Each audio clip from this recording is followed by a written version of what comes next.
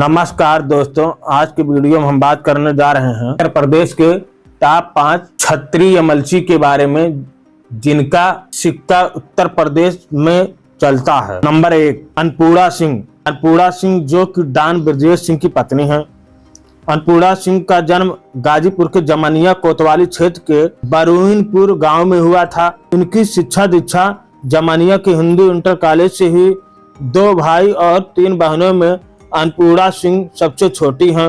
उनकी शादी 90 के दशक में ब्रजेश सिंह माफिया के साथ हुआ। अन्नपूर्णा सिंह ने 2010 में बहुजन समाज पार्टी के टिकट से एमएलसी का चुनाव लड़ा था और जीत हासिल की थी। इसके बाद वर्ष 2016 में इनके पति ब्रजेश सिंह चुनाव लड़े और उन्होंने इस सीट पर जीत की थी। उन्होंने निर्दलीय प्रत्याशी के रूप में वाराणसी भदोही चंदौली सीट पर एमएलसी का चुनाव लड़ा था और जीत हासिल की थी। सीट पर उनके परिवार का दबदबा माना जाता है। इस सीट पर कुल 4,949 वोट थे, जिसमें 4,876 वोट डाले गए थे। अन्नपूर्णा सिंह को 4,234 वोट मिले, जबकि समाजवादी पार्टी के उमेश यादव को 345 मत ही मिले। वहीं भारतीय जनता पार्टी यहां पर तीसरे स्थान पर रही। पार्टी के प्रत्याशी डॉक्टर सुदामा पटेल को महज 170 वोट मिले थे। इसके पहले चुलबुल सिंह एमएलसी बनने में कामयाब रहे, जो कि ब्रजेश सिंह के भाई रहे थे। नंबर 2 श्याम नारायण सिंह उर्फ विनीत सिंह। वह मूलतः वाराणसी के चोलापुर के रहने वाले हैं। विनीत सिंह ने वर्ष 2009 में बीएसपी के टिकट पर मिर्जापुर सोनभद्र सीट से एमएलसी का चुनाव लड़ा था और विजय हासिल की थी।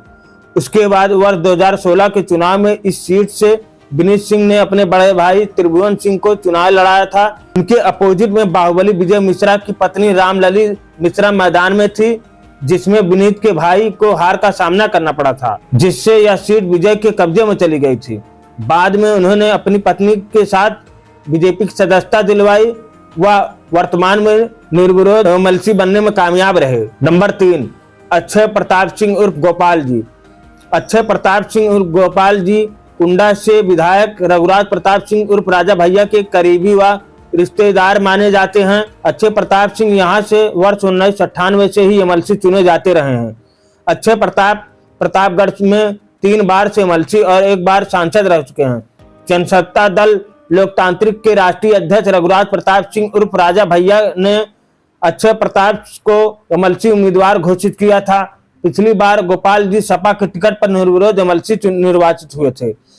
कोर्ट द्वारा दोषी करार दिए जाने के बाद उनके एमएलसी चुनाव लड़ने को झटका लगा था। फिलहाल वो एमएलसी बनने में कामयाब रहे। नंबर 4 यशवंत सिंह। यशवंत सिंह अपनी राजनीतिक करियर की शुरुआत वर्ष 1984 में विधानसभा का चुनाव लड़कर शुरुआत की थी, जहां उन्हें जीत नहीं हासिल हुई। यशवंत सिंह ने वर्ष 2004 में मुलायम सिंह यादव से नजदीकियां बढ़ा ली और सपा के टिकट पर एमएलसी चुने गए। भी वर्ष 2010 और 2016 में भी वह सपा के टिकट पर एमएलसी चुने गए।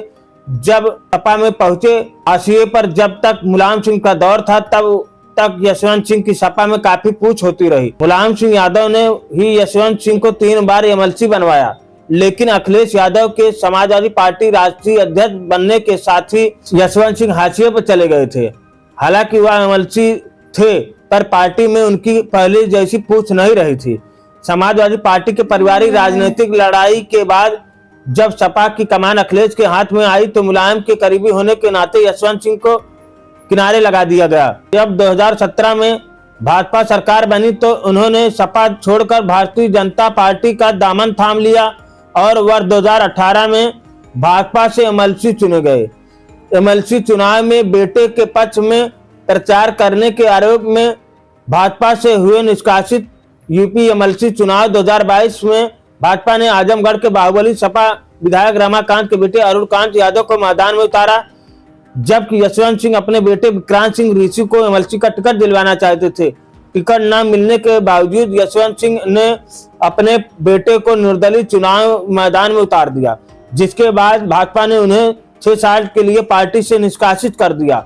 अपने बेटे को एमएलसी चुनाव में जीत दिलाकर राजनीति में बने सिकंदर भाजपा से निष्कासित होने के बावजूद यशवंत सिंह ने अपने बेटे को निर्दलीय प्रत्याशी के रूप में एमएलसी चुनाव में उतारा और बड़ी जीत के साथ बड़ी जीत हासिल की। इसके बाद उनको पूर्वांचल की राजनीति में सिकंदर के रूप में स्थापित के तौर पर देखा जाने लगा। नंबर 5, देवेंद्र प्रताप सिंह। बीजेपी प्रत्याशी देवेंद्र प्रताप सिंह ने जीत की हैट्रिक के साथ कुल चौथी बार एमएलसी का चुनाव जीता है। सबसे पहले उन्होंने वर्ष 1998 में चुनाव जीता था।